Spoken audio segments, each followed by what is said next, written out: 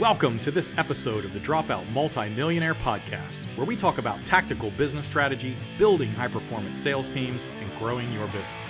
If you're ready to break free from the status quo and join the ranks of the mavericks, the rebels, and the renegades who refuse to conform and instead build multi-million-dollar businesses, then buckle up, because here we go.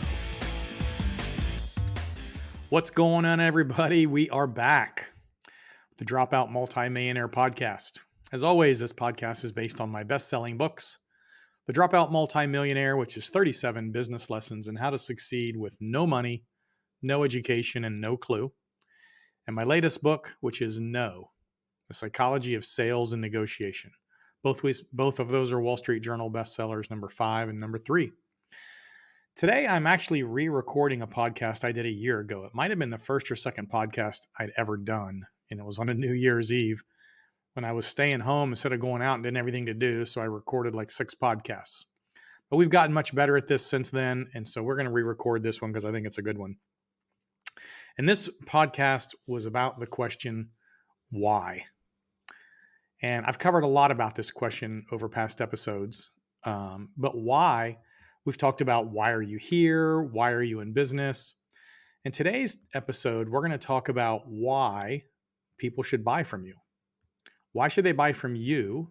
And why should they buy your product? Okay. This is kind of a tricky question. And I'll be honest with you, a lot of business owners can't answer that. And even more salespeople can't answer that. And that is a challenge. Building a business is both an art and a science. And the why question is a little bit of the art. So I want you to think about that question. Why is your product unique? Why is your selling unique?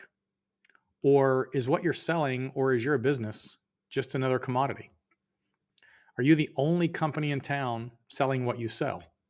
Are you the only salesperson out there selling your product? What makes yours different? Or can they get it from anybody? So I want to tell you 3 stories to kind of highlight where I'm going with this.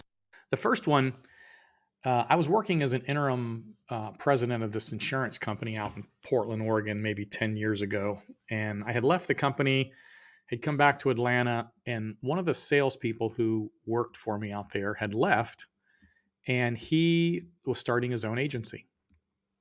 And he called me one day and he said, "Hey, Brian, can you help me? I'm trying to figure out how to get past the gatekeeper to get in and talk to the decision makers in these companies that I'm pitching." And by the way, if you're in sales, that's a pretty common thing, right? We got to go through these gatekeepers trying to get to the people who make these decisions. And I said to him, "Matt, let me ask you a couple of questions before I help you here. Is why should they buy from you?" He was selling insurance at the time. He was trying to sell group health insurance. I said, "Why should they buy your insurance from you? Why?" And he said, "Well, because I give better customer service than everybody else." And I'm kind of a harsh guy. I said, "Yeah, who cares? I mean, that means nothing to me. Everybody says that walks in the door. Every salesman says, I give the best customer service. You need something better than that." And he said, "Well, I care about your employees." And I got to be honest, I almost laughed about that one. How can you possibly care about my employees? That just doesn't even make sense. Why would you even say that? You don't know my employees and you don't care about them. All you want is my money. I said, "So that's not going to work either. So you're going to have to give me something better than that." And he said, "Well, I don't know. I mean, that's why I called you. What should I say?" I said, "Matt, here's the thing.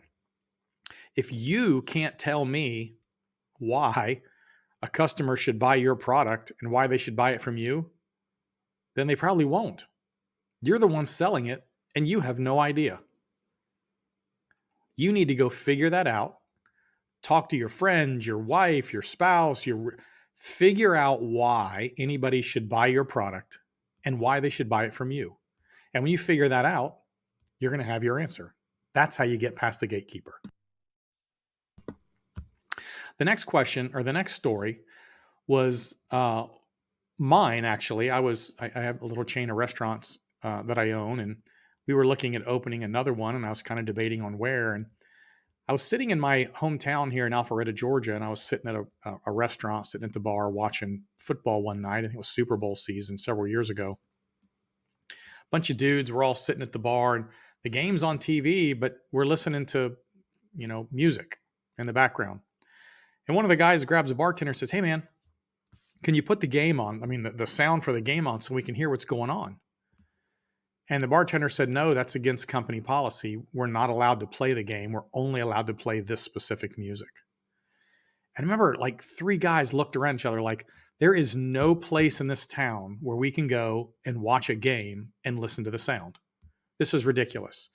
And I was sitting there and I was thinking, aha, if you're looking for a reason why people should come to your business, there's a reason why, right? There are no sports bars in Alpharetta, Georgia at the time. So I went out, I found a space, I built a sports bar. It's called Central City Tavern. And guess what? We are the place to go to watch sports in this town now. One of the most successful restaurants down here because we found a reason why. Okay. Third story, my editor, when I wrote my last book, it was my first book, actually. I had written this book and I needed an editor to help me. And I was looking all over the internet and looking at publishing companies and editing companies. And I found 3 companies that were out there that did book editing. And they wanted, $5,000, $10,000, $15,000 to do all the work and get your book published. And I remember I posted something on social media, I think it was Facebook, and I said, "Hey, I'm looking for an editor." And lo and behold, the same guy I was just telling you about, Matt, about the insurance guy, sends me a Facebook message and he says, "Hey, you need to talk to my friend Hillary. Hillary's an editor." And so I looked this woman up and I found her and I called her and I said, "Hey, I'm looking to have a book published. Need to get it edited and published. And I've looked at 3 big companies and my friend Matt said that I should talk to you before I make a decision. So that's why I'm calling." And she said, "That's awesome. Were you looking at XYZ company?" And I said, "Yeah, that's who I'm looking at." She goes, "Yeah, actually, they want me to come to work for them, but I don't want to." I said, "That's interesting. I don't understand what you mean." She said, "Well, they use all subcontractors to do the work for them. They don't really do the work. They get your money and then they hire me to do the work. They pay me. And then of course they keep the override." And she said, "I know what I charge and I know what they charge, and they charge way too much." And I said, "So you're telling me that if I hire them, they're going to hire you or someone like you to do the work, or I can just skip the middleman, save half the money and have you do it directly?" She said, "That's exactly right." And I was like, "Well, that is a deal. That's why I should have you do my editing."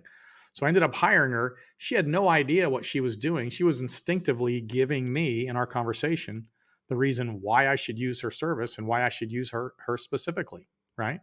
That's a hell of a story. I actually wrote that in the first or the second book. I can't remember. But that's an exact example of what made her unique. Same product, same service, less money. That's a deal. So those are my 3 stories of why. Okay. Why should anybody buy your product and why should they buy it from you? If you can figure out the answer to those questions, you will create something that is unique in the market that will draw people to you. It will allow you to stop being a commodity, which is they can buy your service from anybody, anywhere.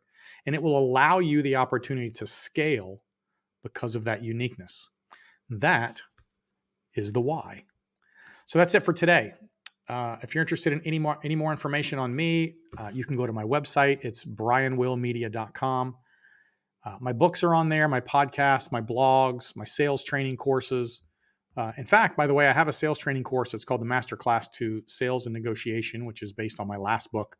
If you go to the website, you go to the coaching session, go down to the training session, click on the sales and negotiation tab, enter the code SALES, SALES. That will give you a discount coupon that will bring that cost down to 0. You can take that class for free if you like.